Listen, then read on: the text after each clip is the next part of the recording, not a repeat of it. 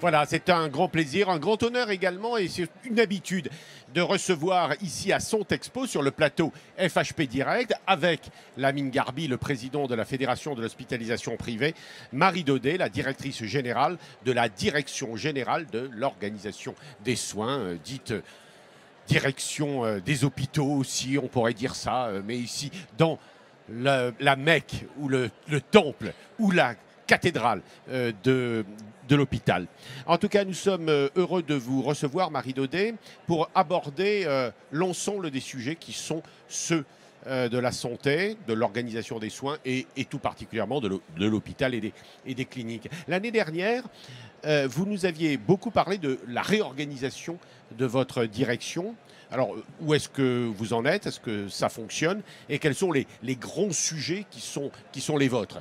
Dites-les-nous, et puis je pense que nous avons également quelques idées pour vous interroger sur des points plus particuliers.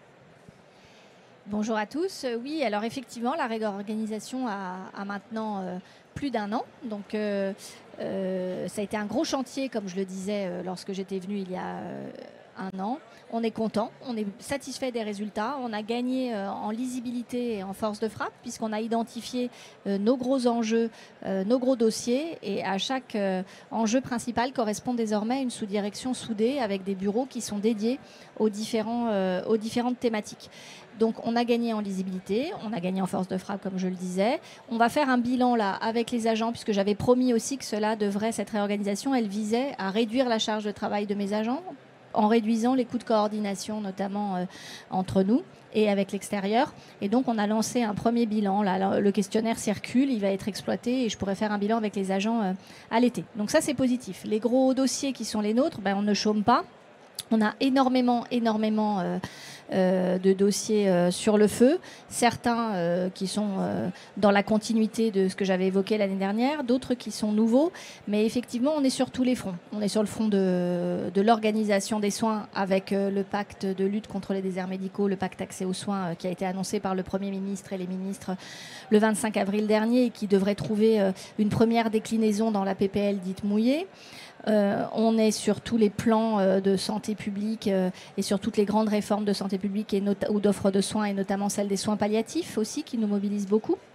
On travaille bien évidemment sur le financement. On est toujours en train d'implémenter au mieux nos réformes de financement et d'en concevoir aussi de nouvelles, notamment quand elles nous sont demandées par le pouvoir politique. On est très préoccupé par la situation financière de nos établissements, qu'ils soient publics ou privés d'ailleurs, et c'est une préoccupation constante qui nous occupe et sur lesquelles nous travaillons vraiment fortement. Nous nous préparons, nous nous mobilisons pour la campagne budgétaire et tarifaire actuelle.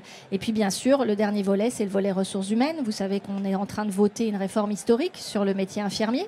C'est la PPL dite infirmière, qui va aller de pair avec une refonte effectivement du métier et des soins et des actes que peuvent pratiquer les infirmiers dans notre pays à une époque où on a plus que jamais besoin d'eux. Et avec cette réforme du métier va une réforme de la formation, une réforme ambitieuse, avec une maquette de formation qui n'avait pas bougé depuis 2009 et sur laquelle on travaille. Parmi les dossiers RH, nous avons aussi les dossiers des PADU qui nous occupent grandement. C'est eux qui sont occupés, surtout, je crois. On est tous occupés, mais on va simplifier. Ouais. On essaye de simplifier au mieux et ça nous occupe, croyez-moi. Et bien évidemment qu'il y a un besoin de simplification. Le ministre l'a dit à plusieurs reprises et on s'y emploie. Et puis bien sûr, tout ce qui est réforme des études médicales, qui a été beaucoup annoncé par le ministre. Et puis la mise en place de cette fameuse 4e année de médecine générale. Voilà. Alors notre ambition là ce matin ici à Sontexpo, c'est de prendre tous ces sujets et puis de les préciser avec vous. Peut-être en vous posant une première question, c'est comment une direction comme la vôtre et la directrice générale que vous êtes travaille avec le pouvoir politique qui est quand même, on pourrait dire, assez changeant ou assez fragile. Est-ce que c'est plutôt dans le fond un avantage parce que vous êtes finalement très importante et très centrale, ou au contraire, comment vous voyez ça? Faisons un peu de science politique pour commencer. Alors, moi, je suis directrice d'administration centrale et d'une direction effectivement qui est au cœur des politiques de santé. Et d'une certaine manière, ma direction, elle incarne aussi cette continuité de l'État, notamment vis-à-vis de l'écosystème et des acteurs avec lesquels je travaille. Donc, l'instabilité ministérielle ou les changements de ministres, bien évidemment que ça nous impacte parce que il faut réapprendre à faire connaissance avec des nouveaux interlocuteurs. Mais au fond, notre fil rouge, c'est de continuer d'avancer pour transformer et accompagner au mieux dans cette transformation notre système de santé et incarner encore une fois une certaine continuité des dossiers, en prenant en compte bien évidemment... Vous tenez la maison. Et en prenant en compte, bien évidemment, les divergences de vues parfois que peuvent avoir les ministres sur tel ou tel dossier par rapport à leurs prédécesseurs. Globalement, on est quand même au sein d'un gouvernement qui a tenu un cap sur les différentes réformes que j'ai évoquées, que ce soit les réformes de financement, les réformes de métier ou les réformes en termes d'organisation des soins. C'est par ailleurs un gouvernement qui, quels que soient les ministres, ont aujourd'hui sur la table un certain nombre de dossiers qui n'attendent pas, comme celui de l'équilibre des comptes et l'équilibre financier de nos différents établissements, je l'ai dit. Et donc, de toute façon, ces dossiers-là, il faut bien continuer à s'en occuper et chaque ministre qui arrive le remet sur la table. Donc, pour vous répondre, on continue de faire notre travail. Lamine Garbi, est-ce qu'on pourrait commencer par l'accès aux soins peut-être ? Et notamment, on voit, vous avez le milieu est très agité. Notamment, il y a eu, vous l'avez cité. D'ailleurs, je suis surpris, vous avez cité la PPL Mouillé, mais pas la PPL Garot. C'est fait exprès ?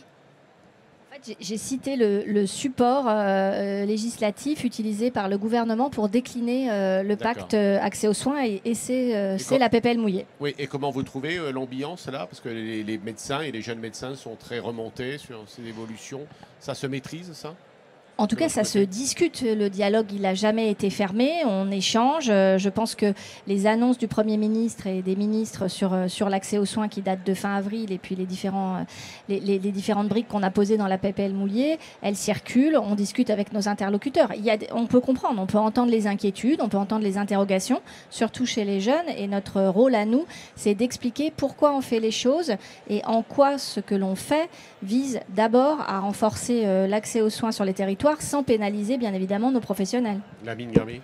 Oui, déjà, rebondir sur le premier point, sur l'instabilité des ministres. Effectivement, 6 ministres en 16 mois, autant de cabinets, mais je dois dire que les accords que nous avions obtenus l'année dernière avec le ministre Valletoux, qui étaient des accords structurants pour la profession, ont été respectés.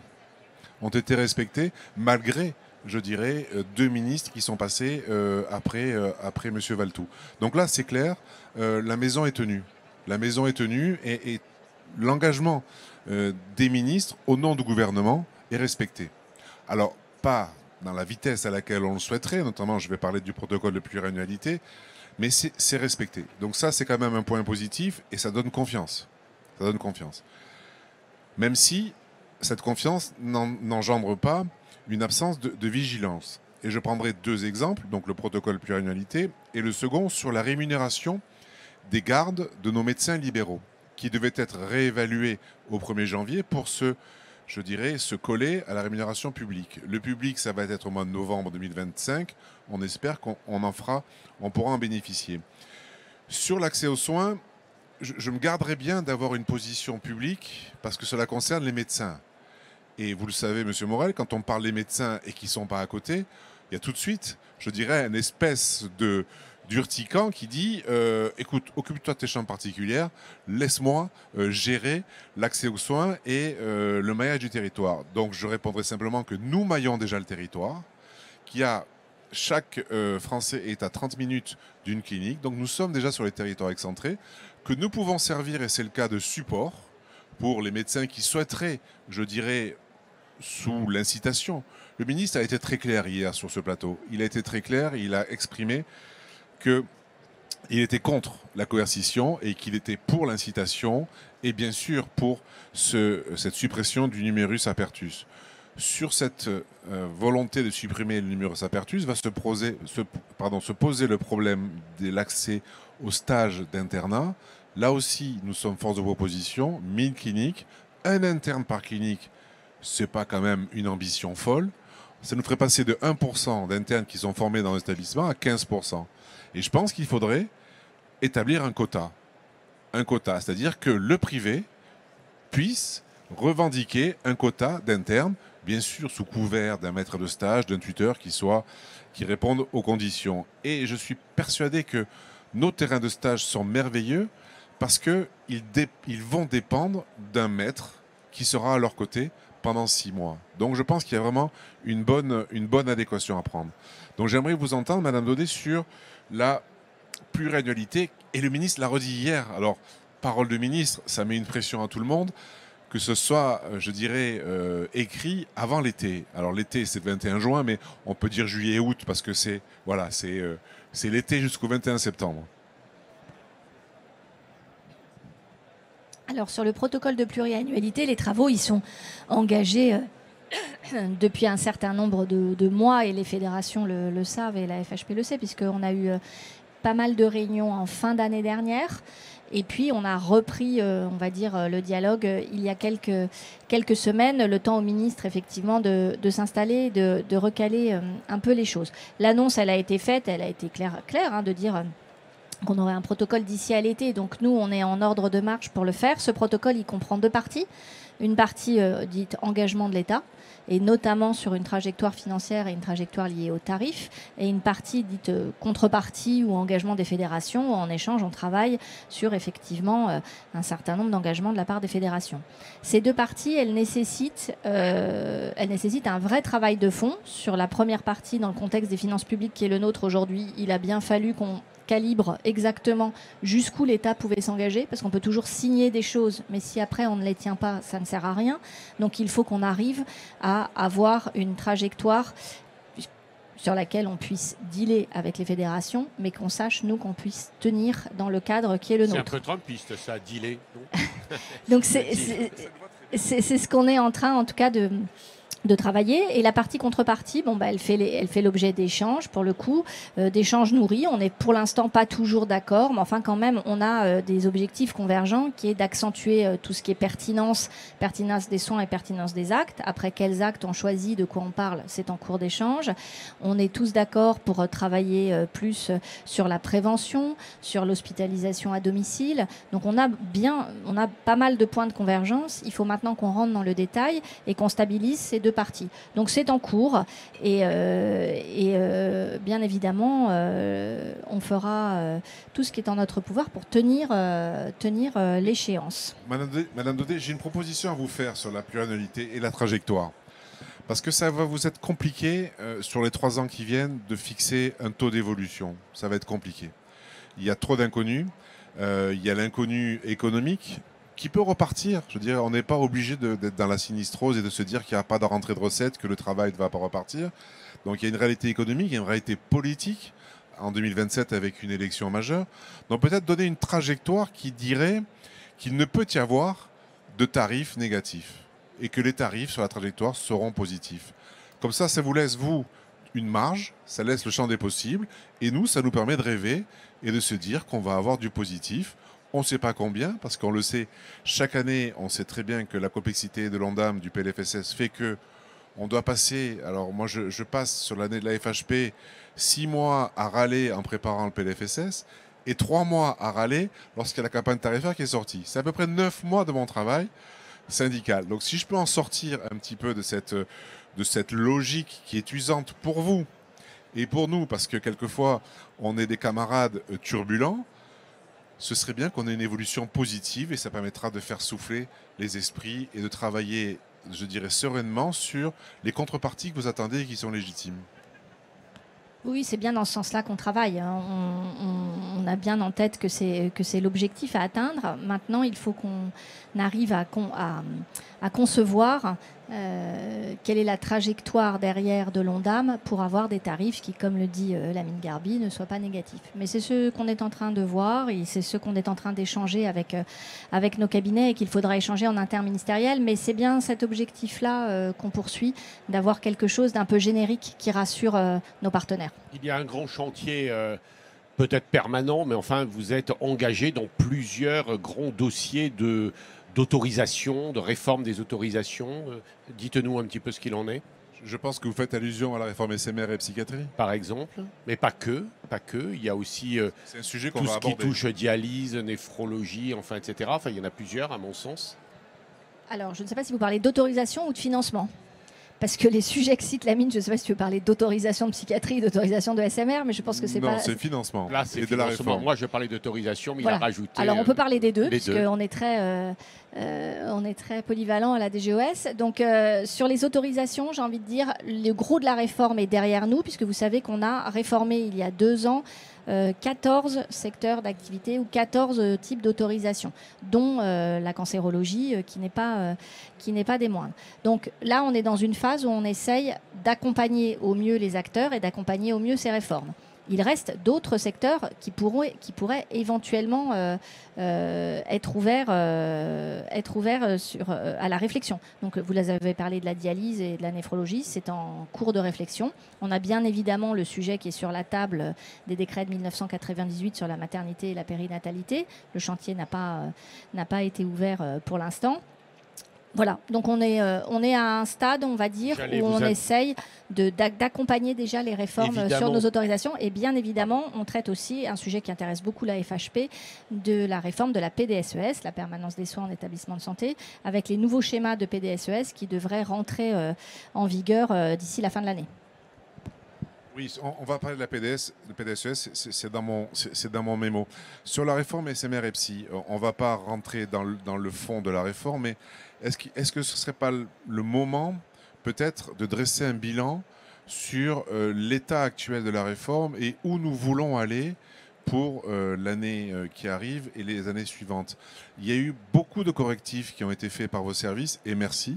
Merci d'une part à la FHP SMR et à son président que je salue et à ses équipes, parce que c'est le travail conjoint qui a été mené avec vos services qui a permis de corriger ces anomalies. Mais la correction d'anomalies ne doit pas, je dirais, cacher cette réforme qui pose toujours des problèmes. Donc est-ce qu'on ne pourrait pas, je dirais de manière apaisée, créer un état des lieux, un bilan d'étape pour se projeter sereinement et enlever cette anxiété des adhérents pour savoir quel va être l'impact de la réforme au quotidien? Alors nous, on est bien, par définition jamais opposé à faire un état des lieux ou un bilan. Je crois qu'en réalité, c'est bien ce qu'on fait. On essaye sur ces deux réformes que sont la psychiatrie et le SMR et qui sont en réalité, et là je rejoins totalement ce qu'a dit Lamine Garbi, toujours en cours. Elles ne sont pas encore totalement implémentées, acceptées dans les établissements. On est en permanence en échange et effectivement, on essaye par briques et par étapes, à la fois de corriger lorsque cela doit être corrigé et d'accompagner et d'expliquer. Probablement qu'il faut qu'on intensifie encore cet effort d'explication et de pédagogie. La nouvelle campagne qui arrive va nous en donner l'occasion. Sur la psychiatrie, on a aussi l'échéance l'année prochaine de ce qu'on appelle la fin de la sécurisation, qu'il va falloir qu'on gère collectivement avec les fédérations. Moi, je le dis et je commence à le dire, même si tout ça est en discussion et qu'on n'a pas encore de décision tranchée, ça ne me semble pas une bonne idée d'aller vers une sécurisation d'un coup et de monter cette marche d'un coup. Et donc, il faut qu'on arrive à voir comment est-ce qu'on peut lisser les choses dès à présent, en réalité. Mais tout ça, c'est en discussion. Il y a désécurisation. Oui, désécurisation. Vous avez dit sécurisation. Oui, comment on peut sortir en fait, voilà, de cette sécurisation sans avoir une marche trop importante à monter. Donc ça, c'est en cours. Et moi, j'aimerais qu'on puisse réunir un comité de suivi de la réforme de psychiatrie avant l'été. Donc pour moi, l'été, c'est le 15 juillet. Mais on va dire avant le 15 juillet, qu'on puisse réunir un comité de suivi pour rediscuter avec les acteurs, notamment de ce sujet-là, mais aussi pour apporter peut-être des explications qui manqueraient sur, comme le dit Lamine, à quelle sauce on va être mangé, qu'est-ce que ça va donner, quels sont le nouvel état des lieux de la réforme. Donc ça, j'aimerais bien qu'on puisse le faire et qu'on puisse le faire assez vite, et je l'ai dit aux équipes. Sur le SMR, la nouvelle campagne va débuter. Là, il va falloir qu'on discute effectivement des tarifs et des dotations populationnelles. Il y a un certain nombre de correctifs qui ont été apportés l'année dernière, et je le dis essentiellement au profit des établissements privés, avec une somme d'argent importante qui a été remise sur la table. Elle sera remise à nouveau dans la campagne qui vient. Il faut qu'on puisse arriver à sortir sereinement de tout ça. Je le rappelle, je le dis à chaque fois, mais ces réformes-là, elles ont eu du mal à se mettre en place, elles ont eu du mal à être comprises, et on peut tout à fait prendre notre part de ce qui aurait pu être mieux fait.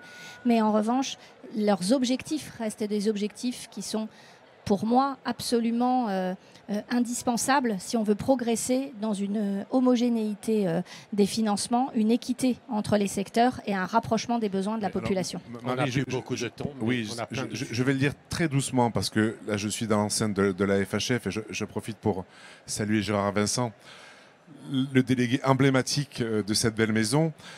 Sur la psychiatrie, il y aurait, alors je mets ça au conditionnel, 30 000 lits qui seraient financés et non actifs. 30 000 lits. Je ne donne pas le montant parce qu'il ferait peur, je dirais, à tout le monde. C'est plusieurs centaines de millions d'euros. Est-ce qu'on ne peut pas regarder sérieusement ce qui se passe sur les territoires et le financement de cette dotation populationnelle qui a l'effet pervers d'engendrer une rente sur des établissements qui ferment des lits. C'est-à-dire qu'ils sont payés à ne pas travailler en SMR et en psychiatrie. Donc j'aimerais qu'on soulève un peu le couvercle. Donc je le dis de plus en plus doucement, sinon la FHF va me tomber dessus. Mais quand même, je pense qu'il faut qu'on regarde ça. Sur la permanence des soins, alors hier Didier Jaffre l'a évoqué de manière très directe. Nous réalisons à peu près 30% de la permanence des soins. Nous sommes financés à hauteur de 10%. En Occitanie, ils financent déjà 30%. Alors, ce n'était pas le bon interlocuteur hier pour la permanence des soins. Je dis ça, bien sûr, avec sourire et affection. Notre objectif, Marie, vous le savez, c'est que nous puissions avoir la juste reconnaissance du travail que les médecins libéraux organisent et réalisent sur les territoires. Et c'est aujourd'hui 30% de la permanence des soins. Et je suis lassé, usé, fatigué, que ce soit uniquement la FHF, enfin les hôpitaux publics, pardon, pas la FHF, les hôpitaux publics qui s'arrogent le monopole de cette permanence des soins que nous réalisons aujourd'hui gratuitement. Quand je dis nous, ce sont les médecins qui sont dans nos établissements. Lamine Garbi nous a rappelé habilement que Montpellier était le centre du monde, ce que nous savions évidemment. Il y a quand même également d'autres sujets. Vous allez lui répondre. Je suis désolé, mais le temps imparti va se terminer. Les maternités, il faut que vous nous disiez un mot. Ça, c'est un sujet qui inquiète beaucoup les papas, les mamans et d'une manière générale les Français. Peut-être également d'une manière générale l'ensemble des établissements du grand âge. On nous a signalé, alors dans le public, dans le privé certainement, enfin il y a eu une alerte de la FHF sur les difficultés de financement. Et puis que vous nous disiez quand même un mot sur la formation. C'est vous qui l'aviez introduit, mais c'est vraiment un sujet. On fait comme ça, Lamine Garbi ? Et on va terminer rapidement après. Donc si je reprends dans l'ordre, sur la psychiatrie, on est prêt à tout regarder. De toute façon, votre note, enfin, l'alerte nous a été passée. On regardera, mais par définition, on finance jamais des gens qui ne travaillent pas. C'est un postulat de base. Mais il y a des masses historiques, effectivement, qui ont été redistribuées. Donc on peut toujours regarder, mais il faut être assez serein dans tout ça. Et ça m'amène au deuxième sujet qui est celui de la PDSES. Je pense qu'il faut dépassionner le débat. Je ne pense pas qu'on puisse fixer d'objectifs au niveau national de dire on représente 35% de l'activité, on doit faire 35% des gardes ou des lignes de garde ou d'astreinte. Je pense que ce n'est pas comme ça que ça fonctionne. En revanche, aujourd'hui, ce qui est très clair, c'est qu'il y a une inégalité de poids entre la part que prend le secteur public et la part que vous prenez de votre côté. Et un des objectifs de la réforme, c'était aussi de rééquilibrer cela et de savoir comment le rééquilibrer. Et c'est le principe de l'appel à candidature publique qui va permettre au DG d'ARS de voir qui est exactement candidat et de voir qui est écarté et pourquoi. Et quand on fera le bilan, parce que moi je souhaite qu'on fasse un bilan national à la fin de l'année de la façon dont ça s'est déroulé, on verra bien les raisons pour lesquelles, à X ou X endroits, on a pu écarter des acteurs. Bien évidemment qu'il faut rééquilibrer cet objectif-là, on le poursuit, et c'est pour ça, encore une fois, qu'on a pris ces dispositions dans la loi. Maintenant, les outils, ils existent, c'est les outils de la loi Valtou et de ces textes d'application. Les ARS doivent s'en saisir, et effectivement, aujourd'hui, le privé détient 23% des lignes de garde et 12% de l'activité de PDSES, selon les chiffres qui sont issus de l'enquête qu'on a menée. Je ne pense pas qu'on arrivera à tripler, passer de 12% à 36%. Mais on va l'augmenter et on veut l'augmenter. Mais c'est pas, on n'appuie pas sur un bouton et ça déroule. Il va falloir discuter dans les territoires. Il y a des endroits où, tu l'as dit d'ailleurs, c'est le privé qui assure la PDSES. Et puis, dans beaucoup d'autres endroits, y compris les endroits les plus reculés parfois et les plus difficiles, c'est le public qui assume cette contrainte-là. Donc, il faut vraiment que tous les acteurs se remettent autour de la table avec les outils qui sont aujourd'hui les leurs et qui répartissent au mieux cette charge de travail-là. Maternité, grand âge? Alors, sur la suite, maternité, on est sur une ligne de crête en permanence au ministère sur les maternités. Bien évidemment, on entend le souhait des élus et d'une partie de la population de la proximité et du maintien d'un lien de proximité. Mais nous, à la DGOS et au ministère, on est aussi garant de la sécurité des patients et en l'occurrence des patientes. Et donc, il faut qu'on arrive absolument à sortir de ce débat binaire pour ou contre les petites maternités. Voilà. Il faut qu'on arrive à avancer et dans un chemin apaisé sur un objectif où on a un service public qui est rendu à toutes les patientes avec la sécurité maximale sur tout le territoire.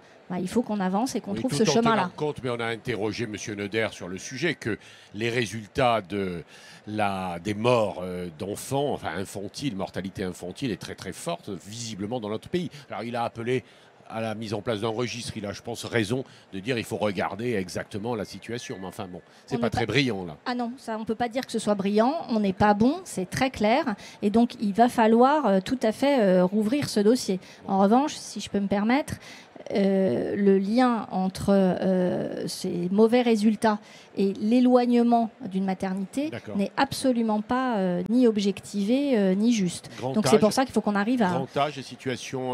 je ne sais pas si vos établissements de grand âge sont aussi... Enfin, c'est surtout la FHF qui, dernièrement, a alerté. Je vais vous faire une double réponse. Une première qui n'est pas du tout satisfaisante, qui est de vous dire le grand âge, ça n'est pas chez moi, mais ça n'est pas satisfaisant, puisque ce n'est pas la DGOS qui suit les EHPAD. Et plus sérieusement, oui, on a aujourd'hui un gros problème de déficit dans les EHPAD publics, qui va de pair quand même aussi avec les sujets de préoccupation qui sont les nôtres sur la situation financière de nos établissements sanitaires publics en général. Et effectivement, c'est encore pire côté EHPAD. Donc il va falloir là aussi qu'on se ressaisisse de ces sujets, mais c'est ce que nous sommes en train de faire collectivement au ministère. Sur la formation ? Oui. Sur la formation, ce sont les grands enjeux de demain, ce sont des sujets auxquels tiennent particulièrement nos ministres.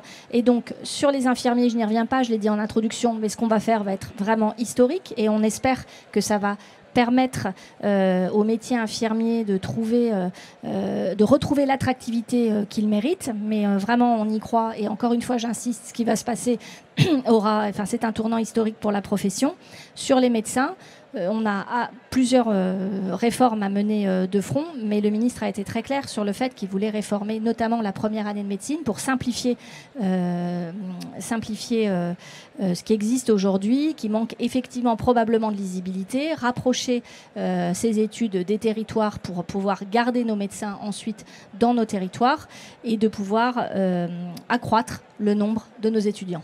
Juste un mot, et Marie le sait parce que c'est mon dada, sur les pharmacies et usages intérieurs, que l'on puisse avoir une autorisation, dérogation d'embaucher des pharmaciens, des docteurs en pharmacie versus des internes lorsqu'il y a carence et lorsqu'il y a impossibilité de trouver sur le marché des internes en pharmacie. Et puis je fais un peu ma pub pour la loi infirmière. Écoutez la prochaine émission des Contrepoints de la Santé la semaine prochaine.